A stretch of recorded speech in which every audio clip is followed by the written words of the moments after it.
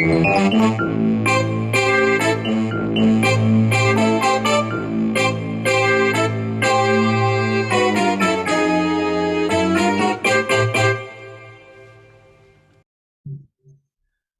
everybody, and welcome to the 100th edition of the Frank and Stan Chat. And I'm delighted to say that we have three guests who have been on the show before, who are back with us for our 100th edition.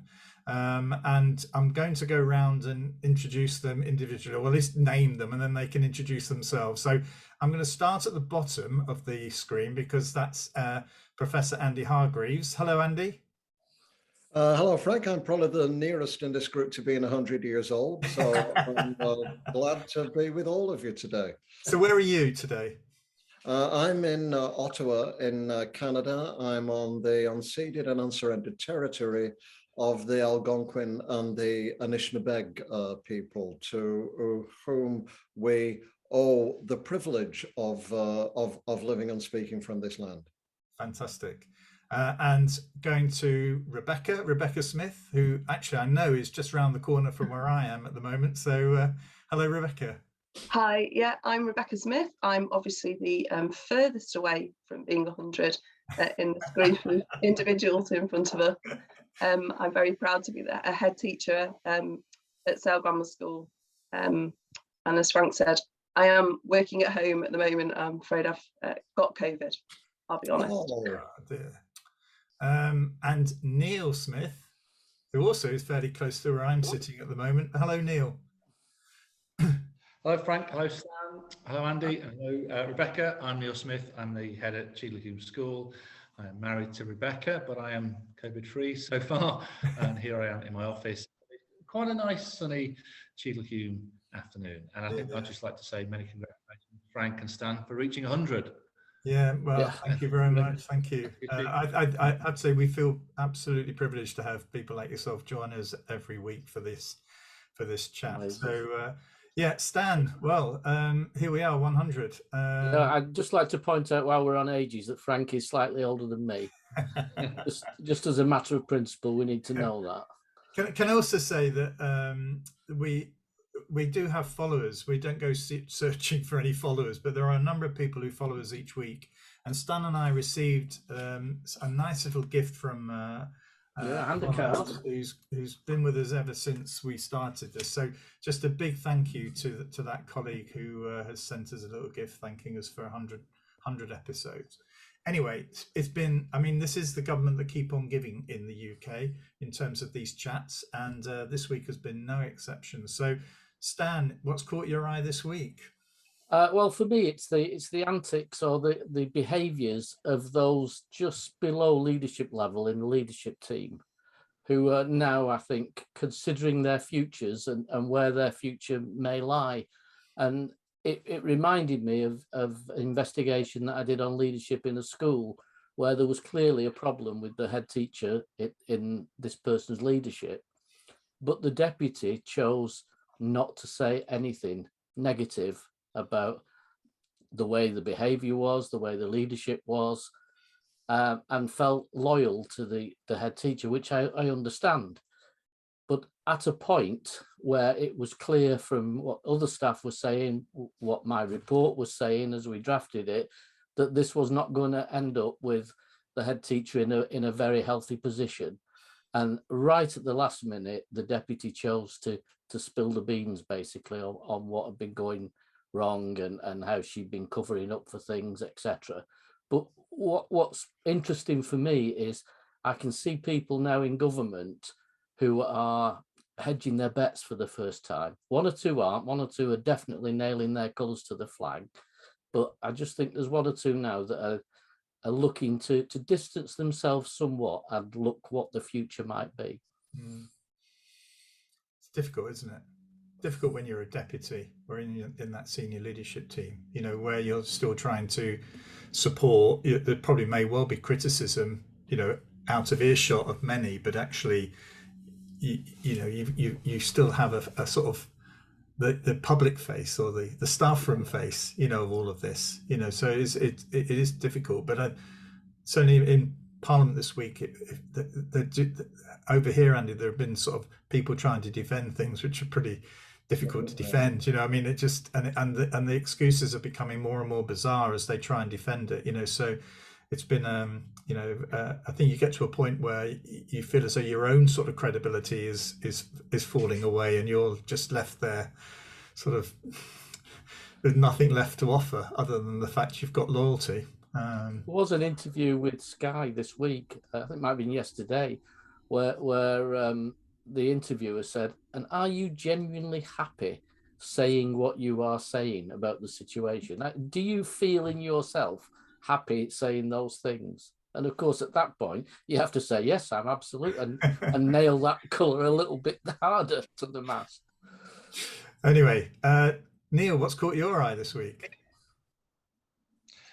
I think, Fran, the thing that I thought was really interesting is the announcement by the government they're going to introduce a new GCSE in natural history, which I think is something as a surprise. I hadn't heard of any idea being trailed over the course of recent months. And I think what interests me is firstly, I think it's really important that our young people are educated around the environment in its broadest sense, but actually is a qualification the right way to do that. I think it's also interesting because at a time when I think there is increasing questioning around what the sort of post-16 education environment looks like, and what assessment looks like at 16, and the role of GCSEs, the government has decided to introduce another GCSE here. And I think that there is a serious question around how is it going to be prepared for? Where are the teachers going to come from here? Because if you're going to invest money in this course, you need experts to teach it. And is it going to be geographers who've had enough for teaching geographers? Is it going to be some biologists who fancy a little bit of this? And where's that training and where's that going to play into the mix here as well? Are we going to have new PTCE courses? So again, there's more pressure on already very, very tight budgets in schools at universities as well. And I suppose there is an ironic point that to write all this material for a course on natural history, you're going to have to generate more and more paper. But I'll probably just park that there for the moment. Can I ask a sort of question? And I mean, also this week there was a lot of, well, in the white paper there was a lot of talk about increasing the amount of Latin that's being taught, and actually whether or not there does appear to be so many problems with regard to the assessment process, and I certainly don't have confidence in that, and certainly I know that business doesn't have a great deal of confidence in the GCSE, that actually this sort of emphasis on what has gone before rather than looking at what might come ahead, you know, is actually quite sad and quite disappointing. Yeah, I think all of us want to make sure that our young people are as best prepared for the future as they can be. And whether you look at OECD skills or the CBI skills are looking for in young people and future employees, I'm not really sure that we're looking at those skills in a great enough detail to see whether or not our education system is preparing young people for the future. Of course, education simply isn't about preparing people for the world of work. We know we're not living in 19th century Britain now, but equally we need to make sure that people are resilient, that they are able to analyse, they're creative, they can collaborate, they can communicate, as well as doing all those things that employers are looking for. And I think there's a really interesting time we've got now in our education system post-COVID, where we should be looking at the future of assessment, what it looks like, rather than necessarily just bolting on more subjects within our existing framework. So I really hope that the DfE is going to be looking at what actually is out there, and is it really starting to question what education should look like, and that what we're seeing around the introduction of Latin and natural history is only simply part of that process. Can I go to Andy here, because I know that you've done work, was it with the Scottish Government, about some of this work, Andy, and your role in terms of assessment, before we get to Rebecca? So I think the first thing in Britain and elsewhere right now is to really think hard about not whether we have initiatives or don't have initiatives, but how hard we think about what kinds of initiatives these are and for what purpose. So not only are we coming out of a pandemic very slowly, but recent surveys show that about 50% of young people are extremely concerned about the prospect of war and of nuclear war. About 40-odd% seriously fear for the future in terms of the environment and extinction, frankly.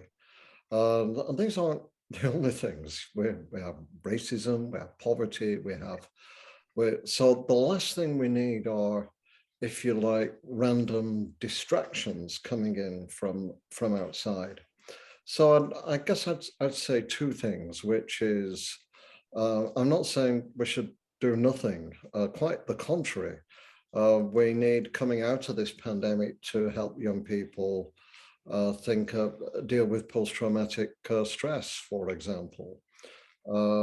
We have to think about the inequities that have been exposed and exaggerated during the pandemic. We need to work hard at re-engaging young people with their learning, and indeed sometimes engaging them for the first time with their learning. So anything we do around these areas, and including how we help them think about war and peace, how we help them think about democracy and responsible leadership, to link to the opening questions. These things are really important. And it's not about this subject or that subject. Where subjects are concerned, it's about your relationship to the subject. So in defense of Latin, I would want to point out, or my co-author, Dennis Shirley, would want to point out, that currently his daughter, Sky Shirley, is doing a PhD in Latin at University College London, where her specialization is feminist writers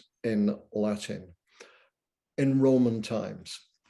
So, and there is a huge interest in this. Well, frankly, there's an interest in anything, but there's a huge interest because the feminist writers in Latin are subversive in relation to male power. They define Latin differently. My Latin, when I learned it, was all about Caesar's Gallic Wars and people getting in and out, men getting in and out of trenches. But there's other kinds of Latin about poetry, about love, about relationships. And so I think we should avoid culture wars about which are stoked up by politicians. So, you know, you want to get everybody on the left overexcited about, well, we don't need Latin anymore, or Shakespeare, or whatever it might be. That is not the point, and we should ignore that point. It's the relationship to the subject in terms of how we deal with the surrounding stresses, conditions, opportunities, issues in the world around us. Those are the most important things. So, Rebecca, what's caught your eye this week? Well, my internet's a little unstable, so apologies if you can't hear me. It's coming over absolutely fine at my end. Okay, well, well, mine's a little bit lower key, actually, hopefully a little bit more amusing, but I look at the front pages of all the newspapers on the feed in the morning. One thing that came across was the fact that you're going to be allowed to watch television whilst in a driverless car. And I kind of, the whole point that it made the front page of a paper or anything made it quite interesting to me. But also, I think sort of this idea, when I was young, you got in the back of the car, it was myself, my brother, we went on a journey. And I think about my children now, or our children now, they're always on a device, or they're listening to music, or they're doing something else. We're actually back last century.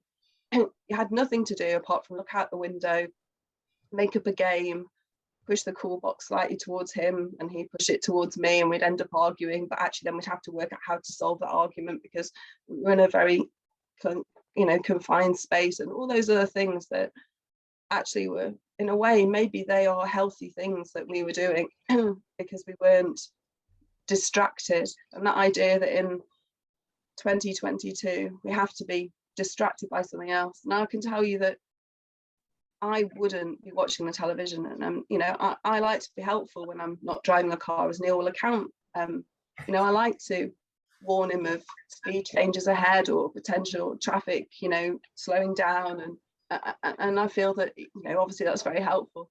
But you understand what I'm saying. I think I do concern myself with thinking about the topic of well-being, whether we just spend every minute of the day trying to cram it doing more than one thing at once. We all know that. I seem to remember there being a radio program which highlighted the fact that I think it's one of the European countries where there is, it's sort of like thought to be healthy to actually sort of do nothing, to have a period of doing nothing, you know, and actually sort of just stepping completely away and actually not being criticized for the fact that you've done nothing for the last 45 minutes. So that's viewed as a very positive thing, you know. So I mean, so in a car journey, I find, you know, we go to North Wales quite often, and I usually drive. And so Jill will point out, you know, oh look, you can see the sea there, and have you seen that there? And when you're driving, you can't. But occasionally Jill will drive, and it's a very different journey when you can see what's there and see, you know, and look at the mountains and say, you know, really we should be up there now, not stuck in this car. And it's just, I just found it really interesting that as the passenger, you see so much things that are different from the driver, and yet you've both been on the same journey. And if you're the driver a lot, what you've seen a lot of is red lights in front of you and speed traps and everything else that you've got to notice. A helpful voice in your ear if you're in my car. There are two things in my mind about what is Neil's driving like. Actually, Rebecca, you know, that's the thing. Does he need somebody to warn him? He will now tell you that back in 1654, he did an advanced skills driving course in Blackpool or wherever it was, and it was the best thing he's ever done.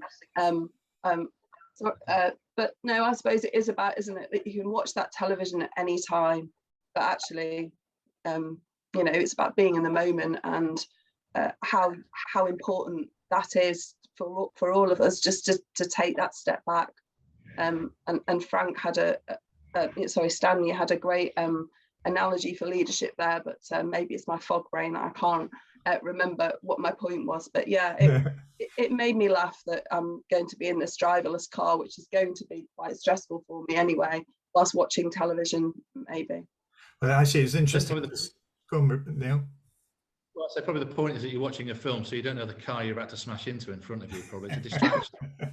Well, you know, in as far back as the 90s, every so often, and I still do, in the middle of a speech, I'd turn into a kind of moment of "Have I got news for you?" Wild improvised rant on some extraneous topic or other, and the improvised rant in the 90s was about the evil of car journeys going from Canada down to Disney World, which would be like a 2-day car journey at best, where they'd started installing these evil devices in the back of minivans, which were televisions, which were television monitor screens, so that people could put videos on and watch them. And I go into a 10-minute rant saying this was the beginning of an axis of evil, where children wouldn't have to think, they'd watch, they'd never look out the window, you wouldn't get them to spot the birds that were flying past, to look at the scenery, to play I Spy, to talk about all kinds of other games, or just to sit and think. Sometimes, and so that this has been going on for quite some time now. The average that you know, people are on computers on their devices in the UK on their phones is about 5.5 hours a day, if you add it all up on your phone. And so we have to think about what we do. We can talk about what our kids do, but anybody listening to this as an adult, as a leader, as a parent, as a citizen, how long are you spending on your phone when you're queuing up to get your cup of coffee? Are you thinking and talking, or are you on your phone when you're pushing your kid out in their pushchair? Are you talking to them, or are you also looking at your phone, answering messages on your phone? When it pings, do you answer? And you think, oh, it's pinged, I must answer it straight away. Or do you think, no, I can wait, you know, I'm in the middle of a conversation now, and so on. So we have to be good models for our teachers in terms of how we use devices ourselves, and we have to be good models for our kids as well. And it's not really about using them or not using them. It's about how much, how often, and how thoughtfully. Now, what's caught your eye this week, because I'm going to link it with Stan's trip to North Wales and the mountains, is I know that, Andy, you've been on the Appalachian Trail this last week or two. I have. So, one day I deal with my own wellness, frankly, which is difficult in the winter here, is I'm a big hiker. I grew up with hiking in the north of England. We lived in a small mill town in Accrington. Hiking was cheap. Hiking was easy. Hiking was good. Lots of people did it. And it stuck with me for a long time. So I hike the Appalachian Trail in sections. It's about 2,000 miles long. I'm about halfway done now. This time of year, when you get out, you can get everything, and you do, from a bit like being in the lakes, from hot sunshine to driving snow. You see a bit of the local communities. So you see everything from luxury restaurants serving crab cakes through to Confederate flags in trailers, and you see everything in the communities around you. But I'd like to pick up one kind of what might seem like an oddity, is that part of the trail this year goes within about 40 minutes drive of Washington, D.C. And when you're about 300 miles further north, it comes within about 40 miles of New York City. These are the only times in over 1,000 miles of the trail I've walked now, the only times when I've seen black hikers. And so this raises a big question.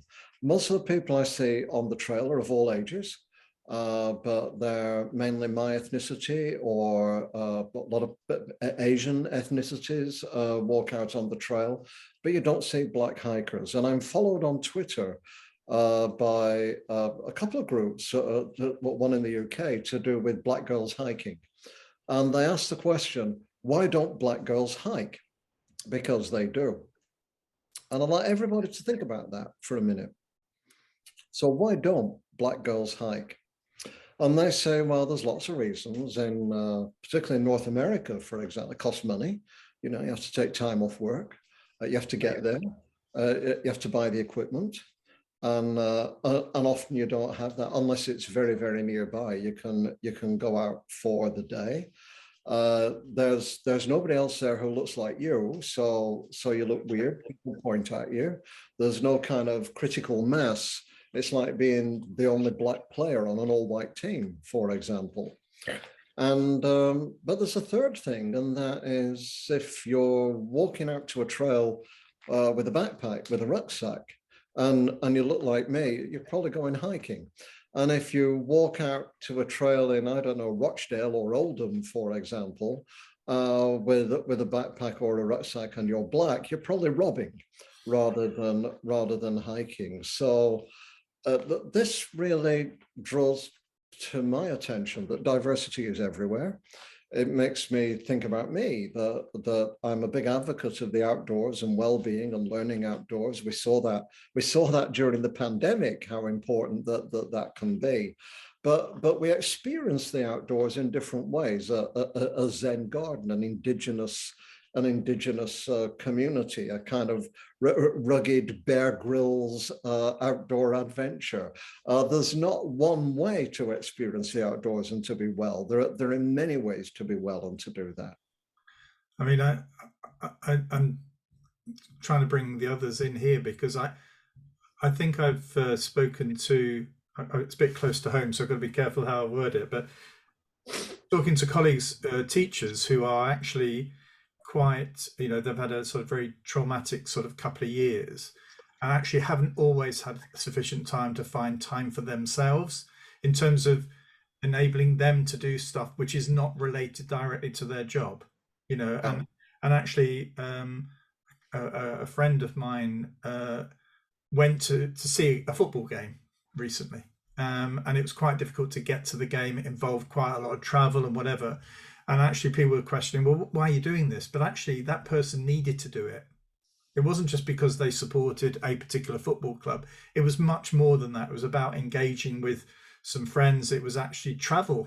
It was actually doing something different, and that was for him an important part of him being well, but also being able to bring that to his classroom and the experiences he's had, on that journey, who he met, what he did. all of that is building up, so there's this sort of filling up the tank with other stuff to make teaching become refreshed and lively and unpredictable in a way. So I think it's really just picking up on that point about making sure that you're also conscious of your own self, and that you need time, to look after yourself as well as others. You make a point there, Frank, don't you, about the encouragement of others to enable you to do that as well. And I think, sometimes that's equally as important. The fact that you've got, and I know, say something nice about Neil this time, because obviously on the last call we did nothing but diss each other, but I think Neil sort of encourages me to do things for my own well-being, and it doesn't have to be a Neil. It just needs to be other people where you do actually say, no, it's important that you go and do that. It's important that you have those other outlets that you that you actually engage in. And one thing, Rebecca, is I'm just getting back into in-person professional learning and professional development now, and sometimes that's around issues like distributed leadership, collaborative culture, and so on. And one thing I'll say to people about halfway through the day is to leaders, to head teachers, deputy heads, is if you have already called or texted back to your school during this day of professional learning, I want you to reflect on whether you are failing to distribute your leadership. If you think that absolutely it depends on you, and people can't run the school without you, you may be failing to distribute your leadership. There are exceptions, but I really just want you to think about that question. Wow. Yeah, I think that's something I know I was on a course, the NPQEL, I think it was been before it sort of became in the variety that it is now. And we talked a lot about why should anyone be led by you? And we were all encouraged to, I think I did it not say why on earth should anybody be led by you? Well, sorry, I froze and so we'd read this book, Why Should Anyone Be Led By You? And we were encouraged to draw a picture of what you wanted your school to look like in its perfect state. And I was at my previous school at the time, and I drew a picture of the school without me in it. And I remember sharing that, with the other leaders in the room and saying, that's where it needs to be. We can't be asking me if we think that's all right to do it, or take strength because you're all great leaders in yourselves. You might still wear the wristband, what would X do in the situation, but actually having that ability to know that we can build distributed leadership, because certainly in my career that's been the most important thing for me in my development. I know other people who believed in me and enabled me to lead and weren't always standing over my shoulder. Yeah. Apologies if that all came out wrong, because my I think that it was feedback from when you're not there is really positive. I mean, I'm just thinking now, I used to lead a holiday, for want of a better word, to the Isle of Man every year, a group of children, but it was always my lead. I made all the decisions. Everyone did as they were told via me. And then one year I hurt my back and I couldn't go, and the other teachers said, that's okay, you can go. And I panicked for the week. I didn't get in touch with them, but I thought, and about 2 days after they'd all got back, the secretary said, oh, I've got somebody on the phone for you, a resident of the Isle of Man. And I thought, oh God, what have they done? And it was somebody who wanted to compliment the impeccable behaviour of the children and staff on the ferry going to and from, because he was a resident of the Isle of Man, travels on the ferry a lot, sees a lot of school children on the ferry misbehaving, and he took the time out to actually ring, found out which school it was, took the time to find it, and rang me to say that the behaviour was impeccable of the staff and the children. And that was one of the best feedbacks I ever got. I thought it was just absolutely fantastic. Neil, It's Neil, interesting. I mean, firstly, one of my worst school memories was getting on a school trip from Fleetwood to the Isle of Man on the ferry. I'm still scarred by it now. But secondly, that it's interesting what we talked about there, Andy and Rebecca, about the distributed leadership model, because I think one of the things certainly I feel, probably many leaders feel, is a sense that you want people still to see that you are making decisions and you're there, and where that balance is between giving people that autonomy and actually then thinking, hang on, where is he? You know, he's just sat in his office, he's drinking tea or whatever it may well be. And, you know, where do you fit into that? Where do you stop? And where does that accountability come in? And where does that autonomy come in? I think they're Neil, important questions. sorry, yeah. When you get to a certain point with your group, they'll help you with that. They'll, I think most of us will find, they'll help you figure out when to step forward and when to step back. So in Ottawa right now, we have a bit of a surprise. We have a group, I have a centre, a group of 8. There are 8 of us in it. And we just got, say, $2.7 million project from the Lego Foundation to develop a national network of 40 schools building on playful learning in years 4 to 8, focused on equity and inclusion. So minoritized populations, poor populations, LGBTQ, indigenous populations. And so it's a huge grant. And it made the front page of the national newspaper, which is like, you know, the Times. So us in Ukraine, we're on the front page. Because it was a very positive story, and the journalists were sick of writing about masks and ventilators, frankly. And we did a range of interviews on national TV, radio, with the press and so on. And out of what must have been about a dozen interviews, I did one of them. And I'm the leader of the project, technically. One of only 2 men. All the others are women. We have French speakers. We have an Algerian Canadian member of the group, and we have a very deliberate ethic that we. So we have norms for how we operate as a community. They're quite explicit, and one of them is share the spotlight and share the load, and we try to. I'm not saying we ought to do that perfectly, and Neil, I think it's a hard art, and sometimes I step back and my group will say, look, you're stepping back a bit too much. No, you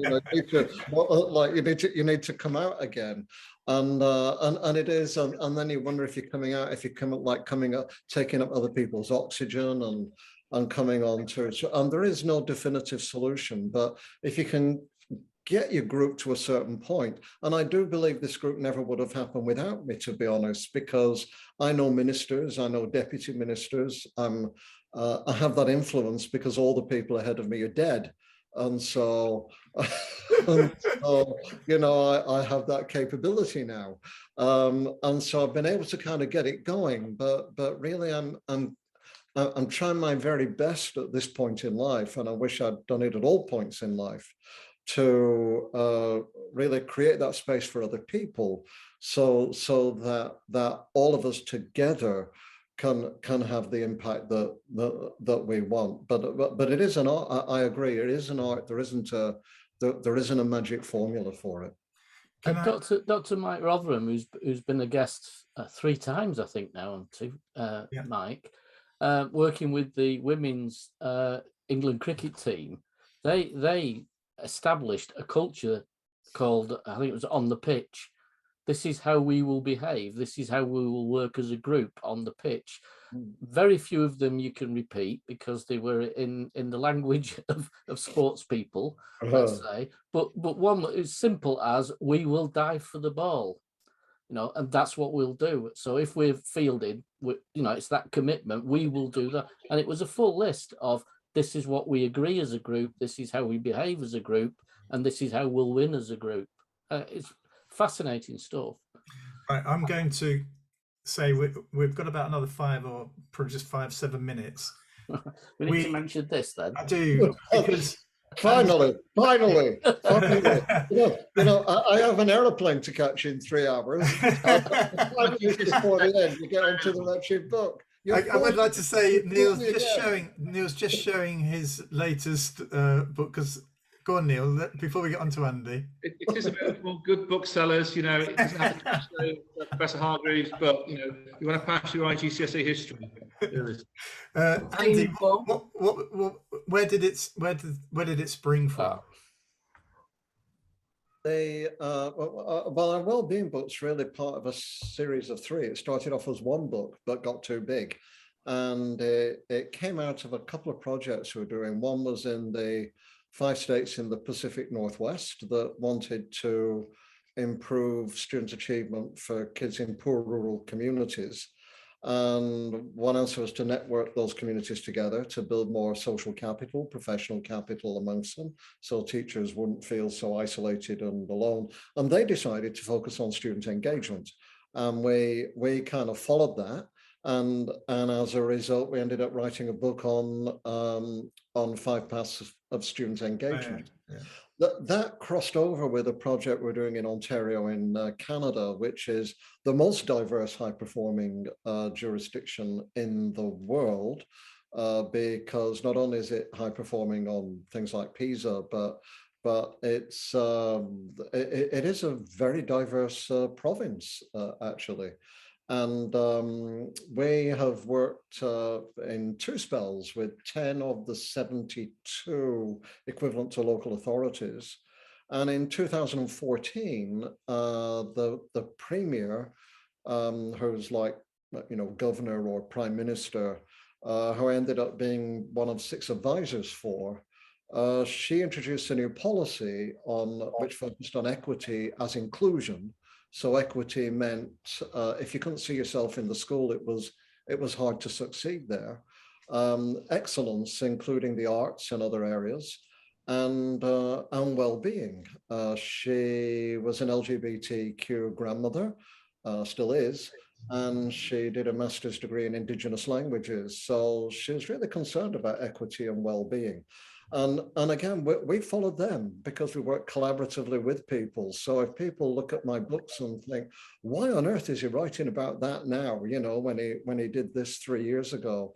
And the answer is we don't define the agenda. The people we work with define the agenda. And we use, frankly, our time, because we're paid to read books and to listen to people.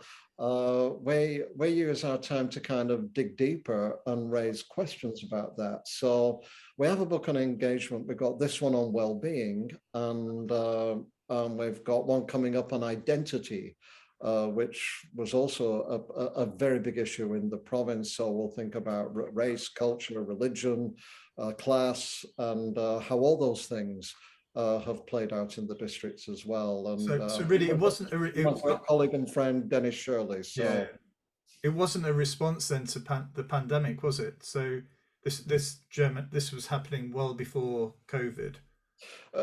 In an uncanny coincidence, and as we were doing this, you know, the pandemic erupted. So it became, curiously, the right book at the right time for lots of people. And there's lots in there about how people have been responding to the pandemic and really what the well-being issues are there for people.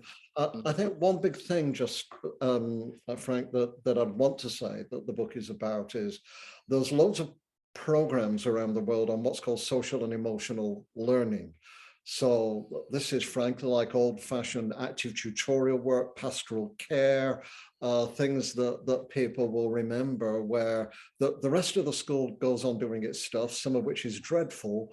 And then we introduce some kind of social and emotional stuff. We now call them health and wellness days, as a kind of carbon offset for all the bad stuff that the school's doing with, you know, testing and cramming and everything else. And the danger is that with all the gyms and the yoga and the mindfulness and going out walking can take up people's headspace Whereas the well-being agenda, which developed with the World Health Organization in 1947, was linked to peace and security in post-war World War II society. So the well-being agenda is really thinking about not just what are the emotional and social skills that we need to deal with all the stuff that other people are dumping on us, but what is our role in the world to improve what Nicola Sturgeon in Scotland and a number of other women leaders around the world say should be our priority, not GDP, not economic growth, but actually quality of life. So the book is about quality of life, not just social and emotional skill sets. Yeah. I mean, Rebecca, I mean, that knowing you, having seen you as a senior leader, I mean, this all seems just down your road, doesn't it? Yeah, I think that really echoes the idea that it's about culture, isn't it? It's about the culture that you build in a place. It's about, and you know, and I know Neil would agree. Again, you see, we've come back stronger on the second talk. Stan, we're agreeing. But it's about building education that isn't just about picking up qualifications, and I think the other thing that taught to me in the book is it is about developing skills, but it's also about developing that awareness in yourself about what it is that makes you happy. And I know I've said this so many times before, that actually that's what education gives you. That, I suppose that's a little bit about what you were saying as well before, Andy. Education opens up windows, it gives you experiences, it gives you all those things that you need to know what makes you happy and successful, and enable you to be able to say, yes, my well-being is strong here, or no, it's not strong today, but actually I am equipped about that. And it's all those other elements, and that for me is what a school needs to bring you. It can't just be a bolt-on and an add-on. It needs to be absolutely what we offer and what we do. And I think the thing in the book that I don't even know why it resonated was that I think there may be a culture of other people are responsible for my well-being, and this is making me unhappy, etc., etc. Where actually the book really made me, it struck home again to me that importance that life isn't always straight, and it does bring its ups and downs. But actually, knowing and having a strong sense of well-being is also about awareness that it's all right if things aren't going well. It's about having the skills and the ability to be able to do something about that, and if you can't do that on your own, knowing that you can ask for help and all those other elements as well. And actually, I suppose it isn't just somebody else's job to fix your well-being. No. I mean, and you know, and that's sort of all those important aspects as well. And I've gone on a little bit too much, but I'm just interested if we've got time just for Neil to come in here with, because you know yours well, and Rebecca's school is a very academically high performing school. Yours is as well, but actually I suspect parents choose your school and pay for education at your school because for a variety of reasons, but there must be a number there that say, I'm only paying my money here because I want good academic results, because I want to go to a great university. That's the route I had. That's what I want. I mean, but I know you, Neil, that actually that isn't it, is it? That's not it in entirety for you. No, and I think that we're always very clear about sort of education experience we offer, and that we've got a genuine belief in a holistic education, and whether it's in the literature that we put out that's online, I mean the pieces I put out at the open mornings, you know, we don't hide that at all, and I'm very happy to say that we believe in that breadth of education and the holistic nature of it. It's got all those different elements to it with, really high standards academically, but also a fantastic pastoral system, focus on well-being, the co-curricular, all of that goes into that mix because our focus is on the young person who leaves us. And, you know, I, like many of my colleagues here, got a strong belief in the value of liberal arts education. A big part of that, of course, is trying to get people ready to succeed in a world which is going to be challenging.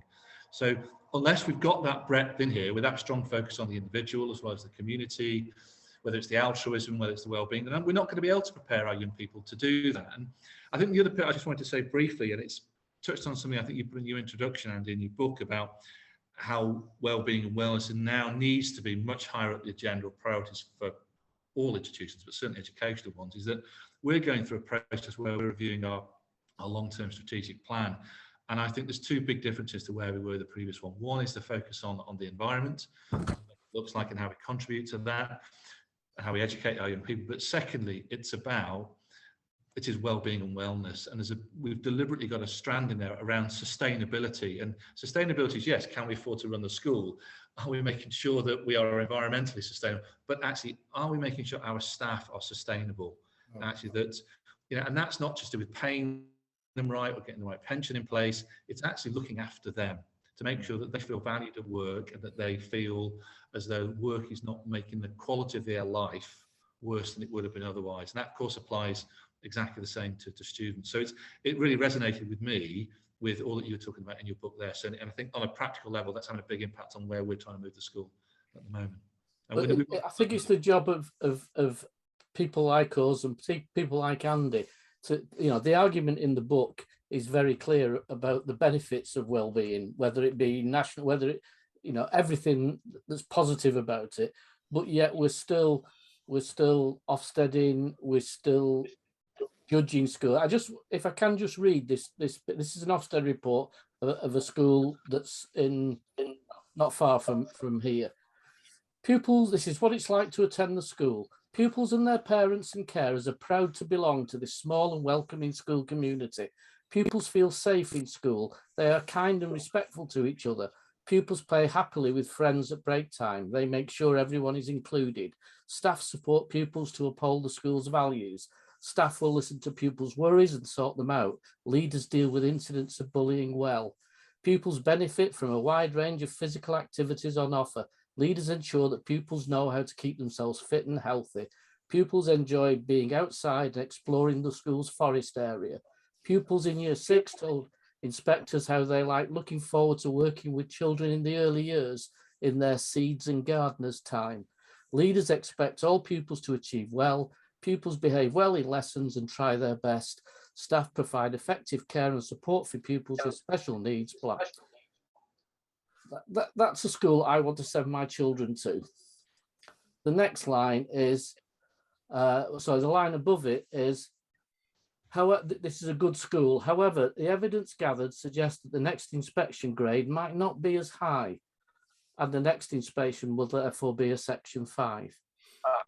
Now, this is because in the next section it says that in the curriculum, in the early years and into the history curriculum, leaders haven't identified enough knowledge or the right knowledge steps, and that's the issue. So this school is at risk of going into requires improvement at its next inspection. And yet, to describe what it's like to attend this school, for me, the school's doing everything I would want my children to be doing. And we've got to get a balance better than we've got it at the moment. Well, can we lift our spirits as the end of the 100th edition? Can we try that? I'll tell you what, I'll go around and just say, I'm going to land it on Andy to start with. If we were to do this at the 200th edition, is there something that you think actually this would make a big difference nationally in terms of education? Is there something that you can sort of pick out, apart from everybody buying your book, Andy, or whatever, but is there something that you'd pick out? Well, I hope we'll look back on the period 2020 to 2022 as a time of a huge shift when we started to put our schools in the world back on their axis. As what we've learned and what we're already seeing is well-being's at the front of the bus, not the back of the bus now for everybody. We've just heard that. Neil was talking about that. We've seen that the countries, actually in every country, teachers collaborated more than they'd ever done before. And most of the answers that we needed came from teachers and came from schools and came from leaders. They didn't come from politicians. So people have collaborated more rather than less, and we could go with that. We've learned that change can be quick. We'd always thought change had to be slow. And we've learned that when it's a change that people see as morally compelling, and they're in it together, it's only when it's other people's changes that the changes are slow. So we've really learned that changes can be quick. And in a lot of countries now, I'm now close to the end of an OECD review of Ireland on their examination system. A bit like England, 100% of the future of Irish young people depends on a sit-down examination at the end of secondary school, 100% of that. And it was felt to be completely unchangeable. And ministers were afraid, politicians were afraid. We've been engaged in this review. We've listened to everybody. Most impressive group with the students. And have I frozen? No, you're still going. Okay, the most impressive group were the students, actually. And actually, the minister headed us off, and a couple of weeks ago announced that now no more than 60% of students' futures will depend on a final sit-down examination. The rest of it will be other forms of assessment. So we're already, these are just, 4 areas, but they're already going through profound changes. And we need to stick with that as a profession and among all the people who work with the profession, I think. Can we, colleagues, if it's all right with everybody, can we leave it at that point? It's a nice way to finish. And just say big thank you to the 3 guests today. Big thank you to the 3 guests today. And there's a little echo now on my recording, but anyway, thank you, Stan, for putting up with me for nearly 2 years, and also I look forward to having perhaps another 100, having us all back for the 200th edition. So thank you all very much for watching, and we'll see all of you.